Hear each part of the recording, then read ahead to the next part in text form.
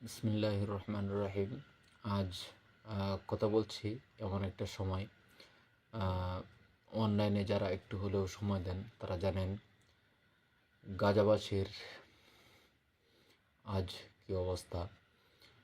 তো এই সমস্যা থেকে আমরা কিভাবে উত্তরণ হতে পারি, যার যার জায়গা থেকে অবশ্যই আমাদের একটু প্রয়াস চালাবো।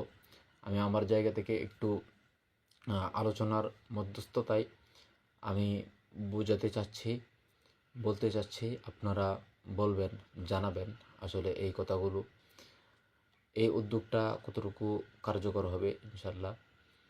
যদি কার্যকর হয়, লম্বা লম্বা কথা বলবার চেষ্টা করব, লম্বা সময় নিয়ে। আসলে এই সমস্যার উত্তরণ কীভাবে হবে, এটা কৌশলগত অবশ্যই আমাদের উদ্যোগ নিতে হবে। তো সেটা কি, শুধুমাত্র আমরা যদি অস্ত্রশস্ত্র দিয়ে বা আমাদের ফিলিস্তিন ভাইয়েরা যদি হামাস যেরকম করছে সেটা না করুক, সেটা বলছে না, এভাবে যদি এগিয়ে যায় তাহলে তাদের সাথে পেরে ওঠা কষ্টকর। কারণ অস্ত্রে শস্ত্রে তারা কিন্তু অনেক এগিয়ে, আধুনিক বিভিন্ন অস্ত্র ইসরায়েলের আছে। সুতরাং এখানে আমাদের কৌশলগত কিছু বিষয় আমাদেরকে, যেটা রাসূল থেকেও আমরা শিক্ষা পেয়েছি, শুধুমাত্র অস্ত্রশস্ত্র নিয়ে না, কৌশলগত কিছু উদ্যোগ আমাদের নিতে হবে, কিছু কাজ আমাদের করতে হবে। এজন্য দেশবাসীর প্রতি কিছু কথা বলতে চাচ্ছি। আমার জায়গা থেকে কতটুকু কথাগুলো কতদূর মানুষের কাছে যাবে জানি না। আমার ঊর্ধ্বতন যারা আছে তাদের কাছে যদিও একজনের কাছেও যদি পৌঁছে, তারা যদি একটু উদ্যোগ নেয় তাহলে আরও বড়দের কাছে কথাগুলো যাবে।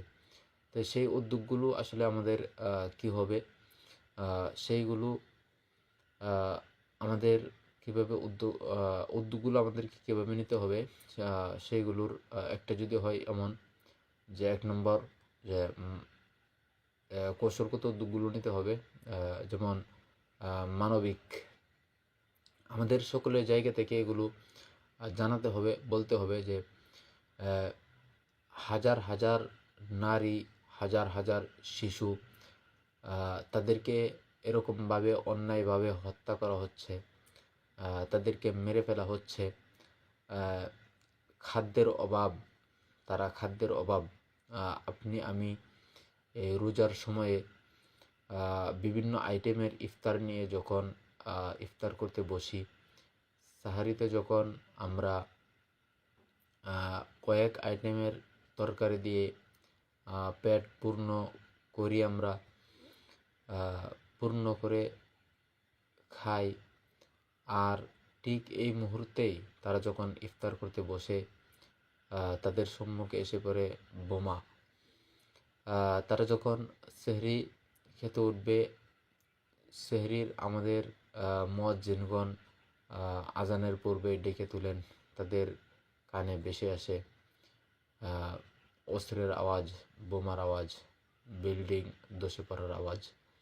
তো এইভাবে তাদের উপর জুলুম অত্যাচার চলছে। নেই তাদের কাছে পান করার মতো পানি, নেই তাদের কাছে প্রয়োজনীয় ঔষধ। যেই হাসপাতালগুলোতে তারা গিয়ে চিকিৎসা নেবে, সেই হাসপাতালগুলোকেও ধ্বংস করে দেওয়া হচ্ছে। তো এই মানবিক যে বিষয়গুলো, এই বিষয়গুলো আমি কয়েকটা বললাম, এগুলো আমরা তুলে ধরব। যারা অনলাইনে কাজ করি, কথা বলি, তারা পৃথিবীবাসী শুনুক। যদি কল্যাণকর হয়, যদি মনে করেন এগুলো, আমি মনে করি কৌশলগত বিষয় এগুলো যদি কল্যাণকর হয়, আপনারা যদি বলেন তাহলে ভিন্ন ভাষায়, মানে অর্থাৎ আরবিতে এগুলো আমি বলবার চেষ্টা করব। কারণ তাদের আশপাশে সবচেয়ে বেশি প্রয়োজন হলো আরবভাষী দাঁড়ানো, তাদেরকে এগুলো আরও সবিস্তারে আরবিতে বলবার চেষ্টা করব।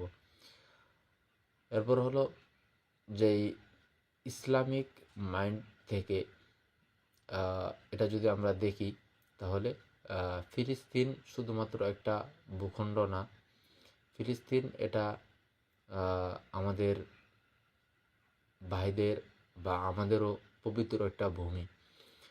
আর এই ফিলিস্তিনের মধ্যে আমাদের আবেগের একটা জিনিস, যেটা ধর্মীয় দৃষ্টিকোণ থেকে খুবই গুরুত্বপূর্ণ, সেটা হলো বাইতুল মুকদ্দাস। সেই বাইতুল মাকদিস আমাদের পূর্বের যে কেবলা, সেটা সেখানে অবস্থিত, সেটা সেখানে আছে। এরপর মুসলমানদেরকে হাদিসের মধ্যে বলা হয়েছে, মুসলমানরা হলো সমস্ত মুসলিম উম্মাহ একটা দেহের মতো। যেমন একটা হাদিসটা বর্ণিত হয়েছে এরকম, আল মুসলিমুনা কারাজুলিন ওয়াহিদিন ইনিস্তাকা আইনুহু ইস্তাকা কুল্লুহু ও ইনিস্তাকা রসুহু ইস্তাকা কুল্লুহু। অথচ আমাদের এই ভাইয়েরা, আমাদের এই বোনেরা, তাদেরকে অন্যায়ভাবে হত্যা করা হচ্ছে, মেরে ফেলা হচ্ছে, আমাদের কষ্ট লাগছে না। ইসলামিক দৃষ্টিকোণ থেকে বিধানগতভাবে আমাদের এখানেও কষ্ট লাগা এটাও অপরিহার্য। এরপর আরেক হাদিসের মধ্যে আছে, আল মুসলিমুন আখুল মুসলিম, মুসলমান মুসলমান ভাই ভাই। তো সেই জায়গা থেকে ভাইয়ের প্রতি জুলুম অত্যাচার, সেই জায়গা থেকে আমাদের কষ্ট লাগবার দরকার। আমি যেই জিনিসগুলো বোঝাতে চাচ্ছি, 1 নম্বর হলো মানবিক দৃষ্টিকোণ থেকে, সে মুসলমান হোক অমুসলিম হোক, অমানবিক অত্যাচারের শিকার, এরকম জুলুম অত্যাচারের শিকার, সেই হিসেবে আমাদের তাদের পাশে দাঁড়ানো দরকার। 2 নম্বর, আমরা মুসলমান, সেই ইসলামিক দৃষ্টিকোণ থেকেও আমাদের উপর অপরিহার্য, আমাদের উপর আবশ্যক তাদের পাশে দাঁড়ানো। এরপর তৃতীয় যে জিনিসটি, রাজনৈতিক দৃষ্টিকোণ থেকে, সেই রাজনৈতিক দৃষ্টিকোণ থেকে যদি দেখি, আন্তর্জাতিকভাবে যে 75 বছর ধরে তাদের উপর এই দখলদারিত্ব চলছে, এই ইসরায়েলি বাহিনী, এই ইসরায়েলিরা এই ফিলিস্তিনের উপর 75 বছর যাবৎ এই দখলদারিত্ব তারা চালিয়ে যাচ্ছে। ফিলিস্তিনিরা, এই ফিলিস্তিন আন্তর্জাতিক আইন অনুযায়ী এই ফিলিস্তিনি হলো এই ভূমির মালিক।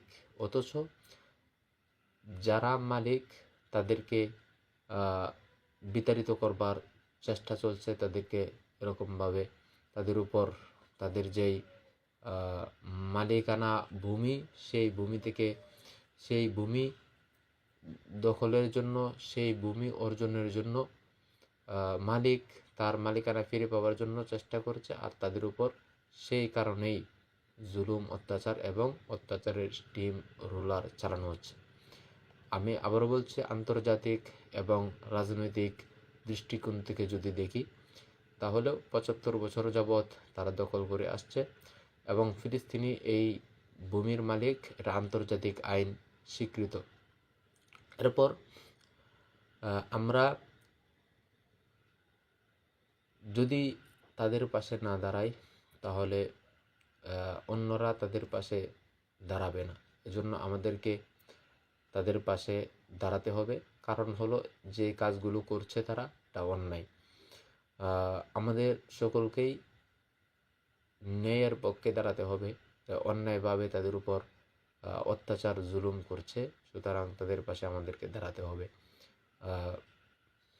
ন্যায় এটা সকলের জন্য, সে যেই ধর্মের, যেই বর্ণেরই হোক না কেন, তাদের পাশে আমাদের দাঁড়াতে হবে। এরপরে যে বিষয়টা, যে মুসলিম রাষ্ট্রগুলো, তাদেরকে একত্রিত হতে হবে। এই মুসলিম বিশ্বকে একত্রিত হয়ে তাদের পাশে দাঁড়াতে হবে। অন্যথায় আমরা যদি এগিয়ে না আসি, তাহলে ভিন্ন ধর্মের, ভিন্ন জাতের তারা কিভাবে এগিয়ে আসবে বা কতটুকু এগিয়ে আসবে। এরপর আমরা যে এগিয়ে আসব, সেই এগিয়ে আসার পিছনে বিশ্ব রাজনীতির, এরপরে আন্তর্জাতিকভাবেও এটা পাইলট করার বা এটাকে ফেলে দেবার না, এটা স্বীকৃতভাবেই বা যৌক্তিকভাবেই যদি বলি, তাহলে আমরা যৌক্তিকভাবেই আমরা তাদের পাশে দাঁড়াতে পারি, পাশে দাঁড়ানোর যৌক্তিকতা আছে। এরপর যে অর্থনৈতিক যে বিষয়টা, সেটা হলো যে ফিলিস্তিনের প্রতি আমাদের যে সহযোগিতা, সেই সহযোগিতার হাত আমাদেরকে বাড়াতে হবে। বিশ্বস্ত কয়েকটি মাধ্যম আমাদের দেশে আছে, সেই বিশ্বস্ত মাধ্যমগুলোর মাধ্যমে, সেই বিশ্বস্ত যে সংস্থাগুলো, সেই সংস্থাগুলোর মাধ্যমে আমাদেরকে সহযোগিতার হাত বাড়াতে হবে। এটা হলো এক সহযোগিতার একটা পন্থা। 2 নম্বর যে বিষয়টা, সেটা হলো যে ইসরায়েলি যে পণ্য, এটা আমরা ফেসবুকে খুব প্রচার প্রসার করি, কিন্তু ইসরায়েলি পণ্যগুলো আমাদেরকে চিনতেও হবে। সাথে সাথে শুধুমাত্র ফেসবুকে লেখা এবং পোস্ট করা না, তাদের পণ্যগুলো আমাদেরকে পরিত্যাগ করতে হবে। এরপর সর্বশেষ যেই বিষয়টা, সেটা হলো তাদের জন্য দোয়া করা, কোরআন তেলাওয়াত করা, আর মানুষদেরকে উজ্জীবিত করা, মানুষদেরকে উজ্জীবিত করা, প্রতিবাদ করা, জনসমর্থন গড়ে তোলা, জনসমর্থন গড়ে তোলা, আর সামাজিক যোগাযোগ মাধ্যমগুলোতে প্রচার প্রসার করা।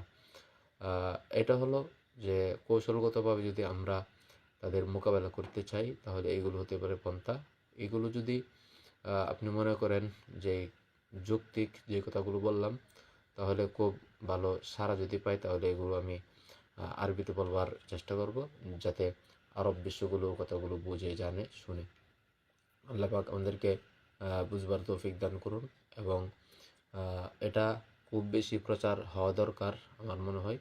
আর যদি এগুলো একদম খুব সংক্ষিপ্তভাবে বললাম, যদি কার্যকরী হয় বলে আপনারা মনে করেন, বলেন, তাহলে সবিস্তারে এগুলো বলবার চেষ্টা করবো ইনশাআল্লাহ।